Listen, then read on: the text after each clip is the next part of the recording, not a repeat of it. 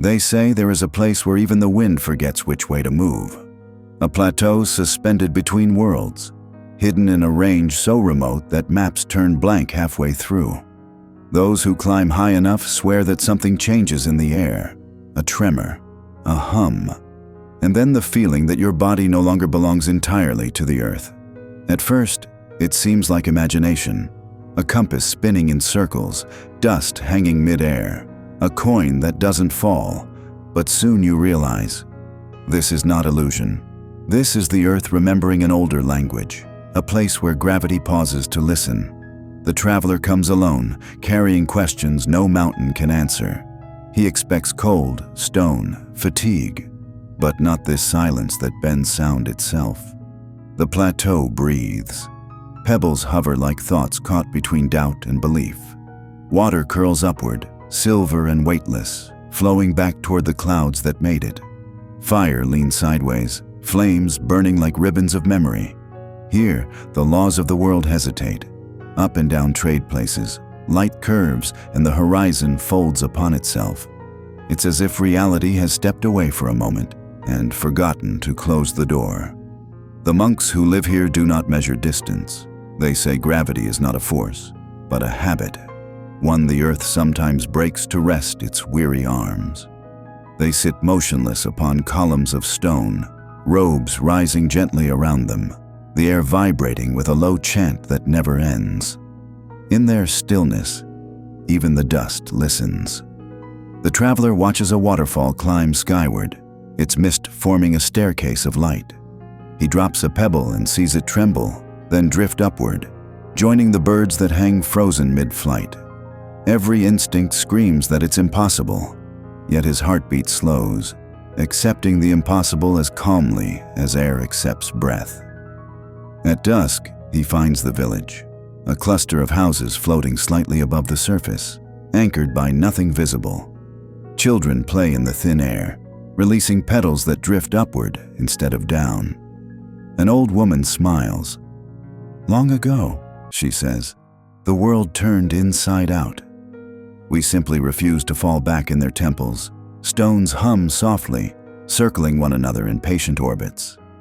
Carvings glow with faint light, constellations drawn in reverse, stars falling toward mountains, rivers climbing into sky.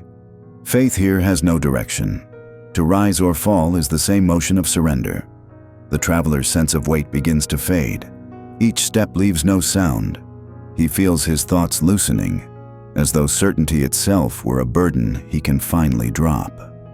The horizon tilts, mountains lean inward. Clouds swirl around his body like liquid glass.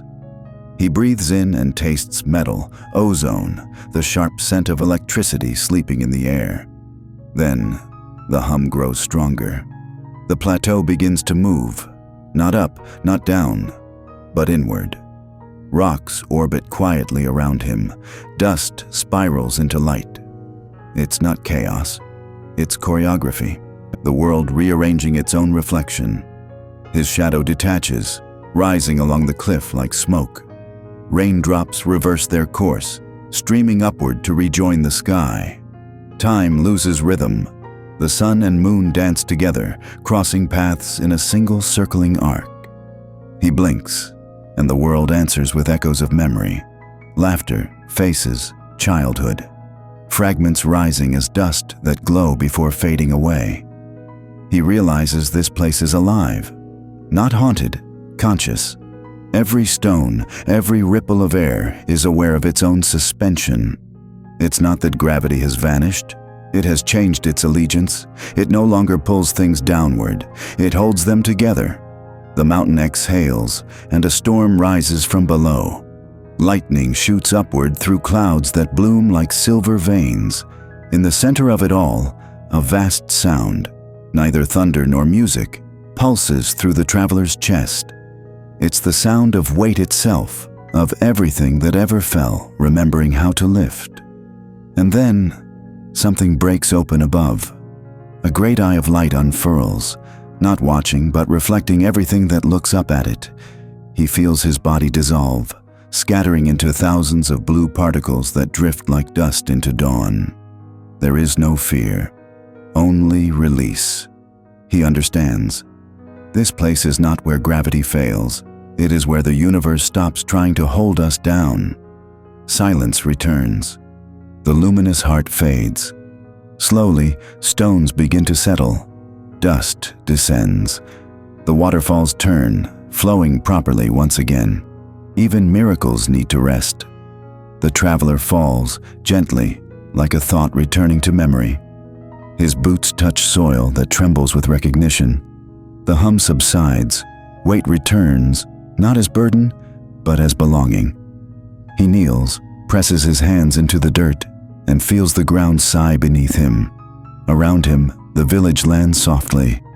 Homes sink onto their foundations. Children laugh as feathers finally fall the right way. The temple bows to the earth. Its floating pillars touch stone for the first time in centuries. Clouds drift back into the sky, carrying the last of the unspoken prayers with them. Night clears. Stars realign, quietly closing the wound in heaven. The monks open their eyes. One tear escapes, floating for a moment before gravity remembers its duty.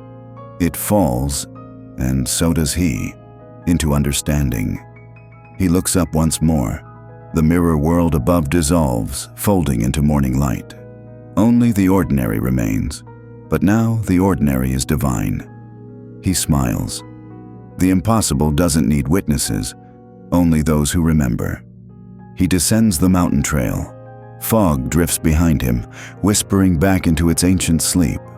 Every step feels heavier, but it is the good kind of weight, the kind that means you belong somewhere. At the ridge he stops and turns. The plateau lies still, gray and unremarkable, as if it never dreamed at all. Yet in the quiet, a faint shimmer, dust twisting upward for just an instant, like a secret saying goodbye. When the wind returns, it carries the smell of rain and stone. He closes his eyes. The world has gravity again.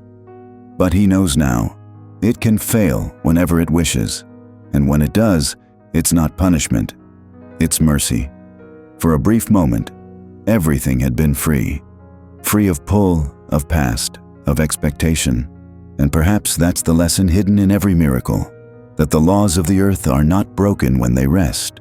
They are simply dreaming of what it means to be light. Somewhere, the laws of earth still sleep, waiting for another dreamer to wake them.